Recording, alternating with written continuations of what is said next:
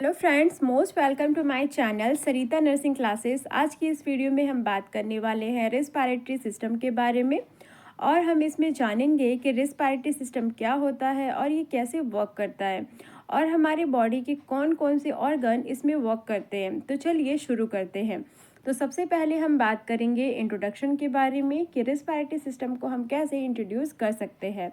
The cell of the body need energy for all their metabolic activities. Most of this energy is divided from the chemical reaction which can only take place in the presence of oxygen. यानी कि जब ये अपना work करती है तो इसको किसकी रिक्वायरमेंट होती है? एनर्जी की रिक्वायरमेंट होती है, यानी कि एनर्जी की ज़रूरत होती है। तो इसको एनर्जी कहाँ से मिलती है? जो हमारी बॉडी में केमिकल रिएक्शन होते हैं उससे इसको एनर्जी मिलती है। और जो ये केमिकल रिएक्शन होता है ये कब होता है? जब इसे ऑक्सीजन मिलती है, यानी कि जब इसको ऑक्सीजन जो है मिलेगा एनवायरनमेंट से, तब ये अपना वर्क करेगी। ठीक है। एंड नेक्स्ट पैरा की बात करेंगे तो क्या आ जाएगा यहाँ पे? The main waste product of their reaction is the carbon dioxide. The respiratory system provide the route by which the supply of oxygen present in the atmospheric air enter the body and it provide the route of excretion for carbon dioxide. यानी कि क्या? और जो इसका waste production होगा, यानी कि जो इसका केमिकल रिएक्शन होने के बाद जो वेस्ट प्रोडक्शन होगा, ठीक है, उसे हम क्या बोलते हैं? CO2 बोलते हैं, यानी कि क्या? उसे कार्बन डाइऑक्साइड बोलते हैं। तो रेस्पिरेटरी सिस्टम क्या कर रहा है? इसको रूट बता रहा है। किसको? ऑक्सीजन को। कि ऑक्सीजन को रूट दे रहा है कि कैसे वो हमारी बॉडी के अंदर एंटर करेगी। एयर कहाँ से मिलेगी? हम जिस एनवायरनमेंट में, जिस एटमॉस्फेयर में रह रहे हैं, सरवाइव कर रहे हैं, वहाँ से हमें ऑक्सीजन मिलती है और वो ऑक्सीजन हमारी बॉडी के अंदर एंटर करती है। ये रेस्पिरेटरी सिस्टम के थ्रू हमारी बॉडी में एंटर करती है। ठीक है, तो हम इसका डायग्राम देखेंगे। ठीक है, आप यहाँ पे देखें, ये हमारा क्या है? नेज़ल कैविटी है। ठीक है, तो स्टार्ट हो रहा है हमारे यहाँ पे नेज़ल कैविटी से। हमारे रेस्पिरेटरी सिस्टम को हम काउंट करते हैं नेज़ल कैविटी से। देन हमारा फेरिंग्स, हमारा लैरिंग्स, हमारा ट्रेकिया, ठीक है, हमारे ब्रोंकाइस, लेफ्ट एंड राइट ब्रोंकाइस, ठीक है, एंड क्या आता है? हमारा डायफ्राम। ठीक है, तो ये सारे जो हमारे पार्ट हैं, ठीक है, ये सारे पार्ट किसके हैं? रेस्पिरेटरी सिस्टम के अंदर आते हैं। इन सभी को हम एक एक करके डिस्कस करेंगे कि कौन से ऑर्गन का क्या फंक्शन होता है, क्या कार्य होता है। तो रेस्पिरेटरी सिस्टम में क्या होता है कि दो पार्ट में ये डिवाइड होता है, इंटरनल एंड एक्सटर्नल। एक्सटर्नल आता है हमारा जो नेज़ल कैविटी के थ्रू होता है और इंटरनल आता है हमारा जो लंग में जाकर प्रोसेस करता है। ठीक है, तो हमारा क्या है यहाँ पे? Exchange of gases between blood and lung is called external respiration and between blood cell called internal respiration. ठीक है, जब गैसेस एक्सचेंज हो रही हैं ब्लड एंड लंग्स में तो उसे हम क्या बोलते हैं? External respiration. ठीक, और जब ब्लड सेल्स के अंदर ये प्रोसेस चलता है तो उसे बोलते हैं इंटरनल रेस्पिरेशन। तो क्या क्या ऑर्गन हैं जो कि हमारे रेस्पिरेटरी सिस्टम में वर्क कर रहे हैं? ठीक है, तो हमारा यहाँ पे रेस्पिरेटरी सिस्टम में कौन कौन से ऑर्गन हैं जो कि वर्क कर रहे हैं? तो सबसे पहले यहाँ पे आ रहा है हमारा नोज़, या तो nasal cavity, pharynx, larynx, trachea, ठीक है, एंड हमारा 2 bronchi, bronchioles and 2 lung and their covering and the pleura. And हमारा 8 नंबर पे आता है मसल्स ऑफ ब्रीथिंग, जिसमें हमारा आता है इंटरकॉस्ट मसल्स इन द डायफ्राम। ठीक है, तो ये हमारे सारे जो ऑर्गन हैं ये रेस्पिरेटरी सिस्टम में आते हैं। अब हम बात करेंगे फर्स्ट नंबर का हमारा जो ऑर्गन था नोज़ या फिर हमारा नेज़ल कैविटी के बारे में। तो आपने देखा हमारा जो नोज़ एंड नेज़ल कैविटी है वो कहाँ पे सिचुएटेड है, हम उसी की बात करेंगे। तो इसकी पोजीशन एंड स्ट्रक्चर की बात करते हैं फर्स्ट ऑफ ऑल। ठीक है, तो nasal cavity is a route for entry of airway. Nasal cavity क्या है? हमारा एक एंट्री का गेट बोल सकते हैं इसे, जहाँ से एयर अंदर की ओर जाती है। This is divided into 2 equal passes by the septum. ठीक है, नेज़ल कैविटी के थ्रू क्या हो रहा है? एयर हमारे बॉडी के अंदर एंटर करती है, यानी कि अंदर जाती है, और हमारा नोज़ क्या करता है? 2 पार्ट में डिवाइड हो जाता है, यानी कि आपकी जो नोज़ है उसमें क्या है? 2 होल होते हैं। ठीक है, और वो डिवाइड होते हैं, और डिवाइड होते कैसे हैं? सेप्टम के थ्रू। ठीक है, बीच में एक सेप्टम होता है, उसके थ्रू ये डिवाइड होते हैं। The roof of nose form by the cribriform plate of ethmoid bone and sphenoid bone, medial wall is formed by the septum. ठीक है, और जो नोज़ की रूफ होती है, ठीक है, यानी कि नाक की जो छत होती है वो सेरिब्रिफॉर्म की एक प्लेट होती है, यानी इथमॉइड बोन की उससे बनी हुई होती है एंड स्फेनॉइड बोन से बनी हुई होती है। और जो इसका मीडियल वॉल होती है, यानी कि इसकी बीच की जो दीवार होती है नाक की, वो किससे बनी होती है? सेप्टम से। ठीक है, एंड नेक्स्ट वन पॉइंट क्या है? Lateral wall is form by the maxilla the ethmoid bone. ठीक, और जो इसका लेटरल वॉल है वो बना होता है किससे? मैक्सिला एंड इथमॉइड बोन से। ठीक, and posterior wall form by the pharynx, और जो इसके पीछे की वॉल है, पोस्टीरियर इन द सेंस पीछे की वॉल, जो इसके पीछे की वॉल होती है वो किससे बनी होती है? फेरिंग से बनी हुई होती है। अब हम बात करेंगे रेस्पिरेटरी फंक्शन ऑफ नोज़ के बारे में कि हमारा जो नोज़ है उसका क्या फंक्शन है, उसका क्या कार्य है। ठीक है, तो सबसे पहले आता है हमारा फंक्शन में वार्मिंग का। ठीक है, यानी कि क्या? नोज एंड नोजल कैविटी का क्या फंक्शन है? वार्मिंग करना। The mucosa lining help in the rapid warming of air that we inhale, यानी कि क्या? इसके अंदर म्यूकोसल लाइनिंग प्रेजेंट होती है जो कि रैपिडली हेल्प करती है, यानी फटाफट से हमारी मदद करती है कि जो हम एयर लेते हैं, जो हम सांस लेते हैं, उसको ये क्या करती है? वार्म कर देती है, यानी कि गर्म करके हमारे अंदर उसको ग्रहण करती है ना। एंड सेकेंड पॉइंट यहाँ पे इसका क्या फंक्शन है? फिल्टरिंग एंड क्लीनिंग का। ठीक है, hair in the nose trap the particles and stop them to going in lung, यानी कि क्या? और हमारे नोज़ के अंदर क्या प्रेजेंट होते हैं? हेयर प्रेजेंट होते हैं, और इन हेयर का क्या काम होता है? जैसे ही हम सांस लेते हैं उसके अंदर कई सारे माइक्रो ऑर्गेनिज्म, कई सारे ऐसे पार्टिकल्स प्रेजेंट होते हैं जो कि एयर में प्रेजेंट रहते हैं और हमारे नाक में जाते हैं। तो हमारे नाक के अंदर जो हेयर होते हैं उसको क्या करते हैं? जो माइक्रो ऑर्गेनिज्म होते हैं उनको फिल्टर कर देते हैं। उसके बाद हम जो एयर होता है उसको अंदर पास करते हैं, हमारे लंग्स तक उसे पहुंचाते हैं, हमारे फेफड़े तक उसे पहुंचाते हैं। ठीक है, एंड नेक्स्ट वन पॉइंट क्या है हमारे यहाँ पे फंक्शन में? ह्यूमिडिफिकेशन। ठीक है, when air passes from the nasal mucosa it become saturated और the moist with water vapours, यानी कि क्या? और जो एयर है वो एयर म्यूकोसा से पास होती है और वो कैसी होती है? मॉइस्ट होती है, यानी कि क्या? वेपर्स वाली होती है।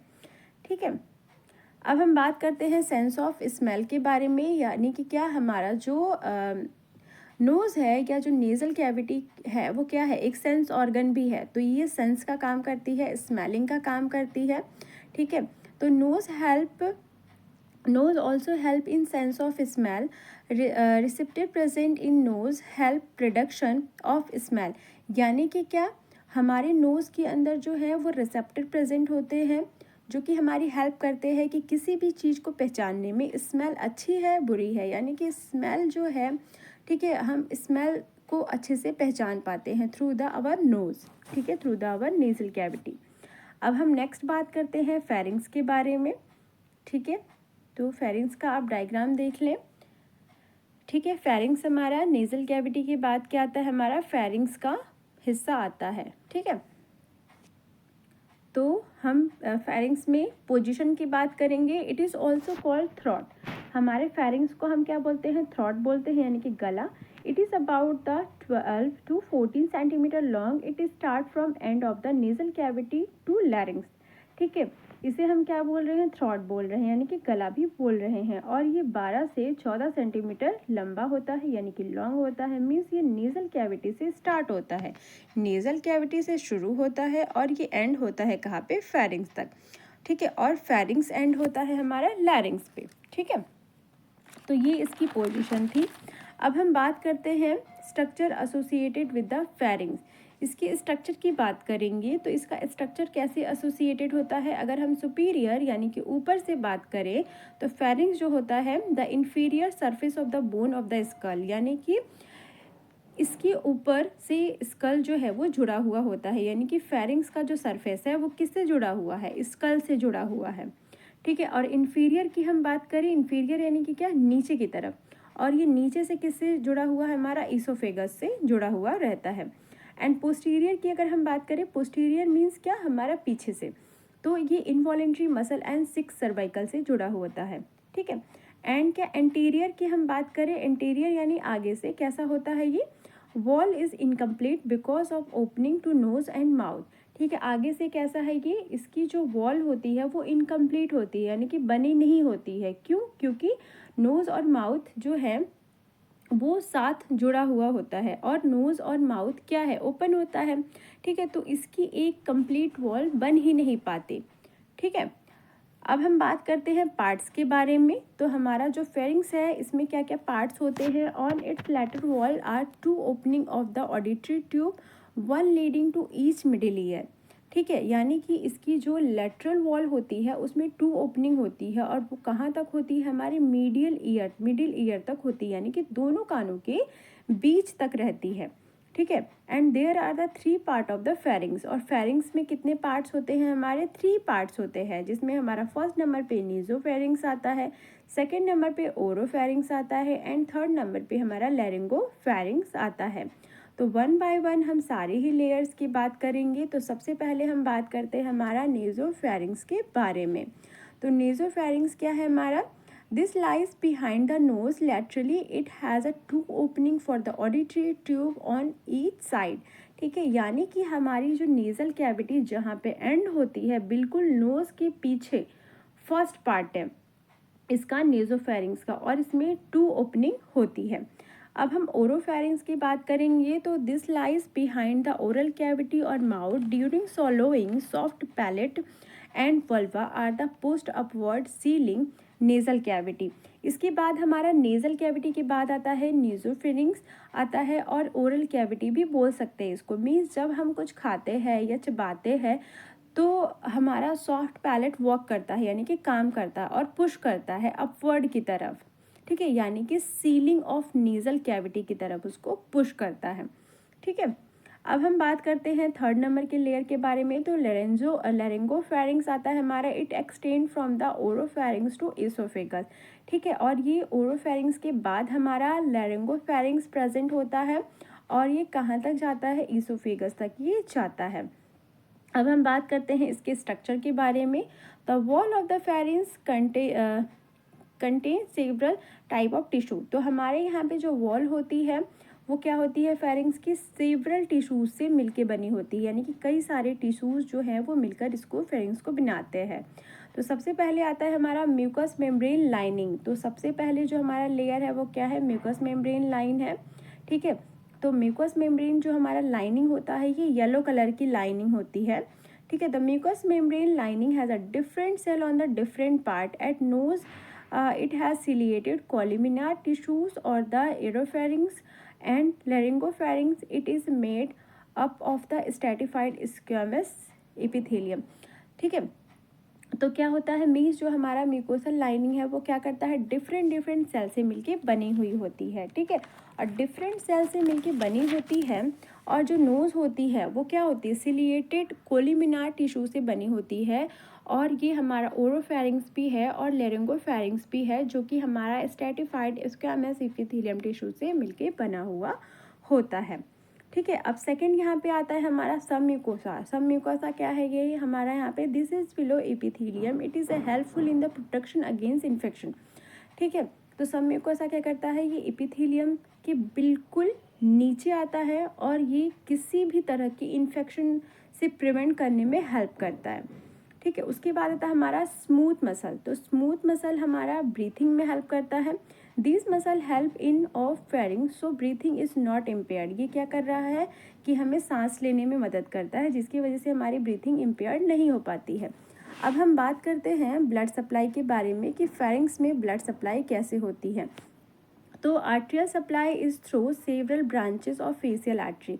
तो यहाँ पे क्या होता है, कई सारे आर्टरीज़ के थ्रू, कई सारे ब्रांचेस के थ्रू, आर्टरी के थ्रू हमारे यहाँ पे ब्लड सप्लाई होता है। ठीक है, and venous return through the internal jugular vein. और क्या होता है, वीनस रिटर्न होता है थ्रू द किसके, जुगुलर वेन के। एंड क्या होता है, nerve supply is through pharyngeal plexus. और नर्व की सप्लाई कैसे होती है, फ्रेंजियल फ्लैक्सेस के थ्रू होती है। अब हम बात करते हैं फंक्शन के बारे में, यानी कि हमारा फेरिंग्स का क्या फंक्शन होता है, क्या कार्य होता है। तो passage way for the air and food, ये क्या करती है, पास करती है हमारे एयर एंड फूड को, ठीक है। एंड क्या, pharynx is involve in the both respiration of digestion system and as are the food both passes through it. ये क्या कर रहा है, हमारा जो हम एयर लेते हैं फेरिंग्स के थ्रू जाता है, एंड हमारा फूड भी क्या होता है, फेरिंग्स के थ्रू हमारे स्टमक में जाता है। एंड हम बात करते हैं हियरिंग का, तो हमारा जो फेरिंग्स है ये हमारे हियरिंग में भी हेल्प करता है, यानी कि क्या, auditory tube extend to the nose from ear. Auditory tube होती है जो हमारे नोज से लेके ईयर तक होती है, सिचुएटेड होती है, which maintain the pressure in the ear, protect tympanic membrane, जो कि क्या करती है, हमारे ईयर के प्रेशर को मेंटेन करके रखती है, ठीक है, फ्रॉम एनी हार्म, ठीक है, किसी भी हार्म से, during changes in the atmosphere pressure. जब भी कोई वेदर में चेंजेस आता है तो उस टाइम पे जो हमारी नोज़ होती है वो हमें प्रिवेंट करके रखती है, बचाती है। नेक्स्ट नंबर आता है हमारे यहाँ पे प्रोटेक्शन। तो tonsil produce antibodies is response to any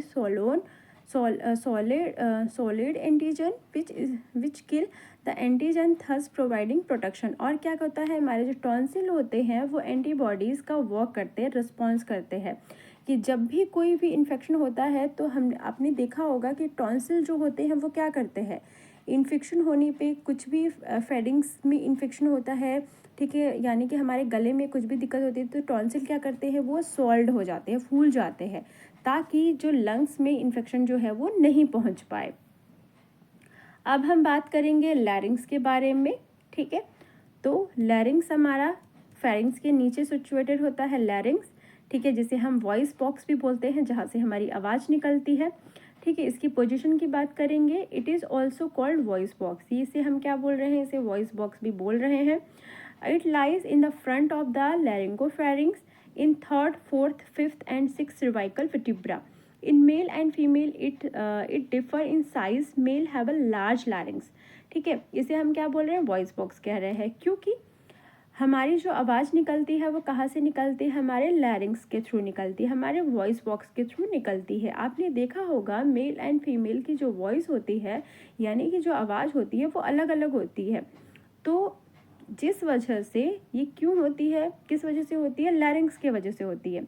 ये third, fourth, fifth and six cervical vertebra में प्रेजेंट होती है। महिला और पुरुष में इसका जो साइज़ होता है वो अलग अलग होता है। तो जो पुरुष होते हैं उनका जो लैरिंग्स का साइज़ होता है वो बड़ा होता है, जिसके वजह से उनके नेक में ज़्यादा गैप आ जाता है, तो आवाज़ जो होती है उनकी मोस्टली भारी निकलती है, मोटी निकलती है, ठीक है। ये हमारा डायग्राम है, ठीक है। अब हम बात करते हैं स्ट्रक्चर के बारे में। तो स्ट्रक्चर में आता है हमारा सुपीरियरली क्या होता है, इसकी हॉइट बोन होती है, ठीक है। आप यहाँ पे देखें, ये हमारा क्या है, हॉइट बोन है, ठीक है। सुपीरियरली यानी ऊपर से हॉइट बोन से बना हुआ होता है, एंड रूफ ऑफ टंग से बना हुआ होता है ये, ठीक है। अगर हम एंटीरियरली इसको बात करें तो ये ट्रेकिया तक कंटिन्यू होता है। आप देखें ये आगे से क्या हो रहा है, ट्रेकिया तक ये कंटिन्यू हो रहा है, ठीक है। एंड क्या, इंटीरियर अगर हम बात करें तो ये फ्रंट, इंटीरियर यानी कि फ्रंट पार्ट, ये मसल से अटैच होता है, ठीक है, और नेक भी इसमें अटैच होता है, ठीक है। ये मसल से अटैच और नेक भी यहाँ पे अटैच होता है, ठीक है। पोस्टीरियर अगर हम पीछे से बात करेंगे तो ये लैरिंजोफेरिंग से जुड़ा होता है, और हमारे थर्ड एंड हमारा जो सिक्स्थ सर्वाइकल वर्टिब्रा होता है उसके पीछे होता है ये, ठीक है, यहाँ पे। एंड क्या होता है, अगर हम साइड से देखें तो यहाँ पे क्या होते हैं, लोब प्रेजेंट होते हैं, जो कि थायराइड ग्लैंड की तरह काम करते हैं, ठीक है। तो ये हो गया हमारा स्ट्रक्चर। अब हम स्ट्रक्चर देख लेते हैं। It is mainly made of the cartilage attach to the each other by the ligament and membrane. ये कैसे बना हुआ आता है, यहाँ पे क्या होता है, कार्टिलेज से बना होता है, और लिगामेंट एंड मेम्ब्रेन में एक दूसरे से क्या होते हैं, जुड़े हुए होते हैं। द मेन कार्टिलेज आर, यहाँ पे कुछ मेन कार्टिलेज होते हैं, जिसमें हमारा फर्स्ट नंबर पे आता है, जो कि संख्या में एक होता है, थायराइड कार्टिलेज, एंड हमारा सेकंड नंबर पे 1 जो है वो क्रिकॉइड कार्टिलेज है, ठीक है। एंड नेक्स्ट नंबर पे, थर्ड नंबर पे हमारा 2 एरिकोनॉइड कार्टिलेज होता है, एंड हमारा 1 एपिग्लॉस्टिक इलास्टिक फाइब्रो कार्टिलेज प्रेजेंट होता है। और हमारा जो thyroid cartilage, cricoid cartilage and हमारा एरिकोनॉइड कार्टिलेज है, ठीक है, ये इसे हम क्या बोलते हैं, तीनों मिलके ये क्या करते हैं, हाइलिन कार्टिलेज बनाते हैं। ठीक है, अब हम वन बाय वन इन सभी को डिस्कस करेंगे। तो सबसे पहले हम बात करते हैं थायराइड कार्टिलेज के बारे में। ठीक है, तो थायराइड कार्टिलेज की अगर हम बात करें तो ये क्या होता है, अपर पार्ट होता है। ठीक है, upper part of thyroid cartilage is made up of the stratified squamous epithelium. It form most of the anterior and the lateral wall of the pharynx. ठीक है, तो ये हमारा बना हुआ होता है, यानी कि ऊपर का जो इसका पोर्शन होता है ये स्ट्रेटिफाइड स्क्वामस एपिथेलियम टिश्यू से बना होता है, और इसका जो इंटरनल और लेटरल वॉल होता है वो थायराइड कार्टिलेज से बना हुआ होता है। ठीक है, अब हम सेकेंड पॉइंट की बात करेंगे जो हमारा क्रिकॉइड कार्टिलेज है। क्रिकॉइड कार्टिलेज कैसे बना होता है, it is situated below thyroid cartilage, it lined with the ciliated columnar epithelium, also muscle and ligament attached to its outer surface। यानी कि क्या, ये थायराइड कार्टिलेज के बिल्कुल नीचे होता है और ये सिलिएटेड होता है कोलिमिनार एपिथेलियम से, और इसके आउटर जो सरफेस होता है वहाँ पे लिगामेंट अटैच रहते हैं। ठीक है, थर्ड वन आता है एरेकोनॉइड कार्टिलेज। तो एरेकोनॉइड कार्टिलेज क्या होता है, दे आर द टू रफली पिरामिड। यहाँ पे क्या होते हैं, टू रफली पिरामिड होते हैं। Hyaline cartilage situated on the top of the broad part of the cricoid cartilage forming part of the posterior wall of the larynx. ठीक है, तो ये रफली होता है एंड पिरामिड शेप का होता है, एंड यहाँ पे क्या होते हैं, हाइलिन कार्टिलेज जो होते हैं इनके टॉप पे प्रेजेंट होते हैं। ठीक है, उसके बाद आता है हमारा एपिग्लॉस्टिस। तो एपिग्लॉस्टिस क्या है हमारा, this is a leaf shape. ठीक है, आपने डायग्राम में देखा था लीफ शेप आपको दिखाई दे रहा था, एपिग्लॉटिस था वो। This is a leaf shape fibro elastic cartilage, it is a cover with the stratified squamous epithelium wall when larynx is a linked to the box, then epiglottis act as a lead. It close off the larynx during swallowing, protecting the lung from the accidental inhalation of the foreign objects।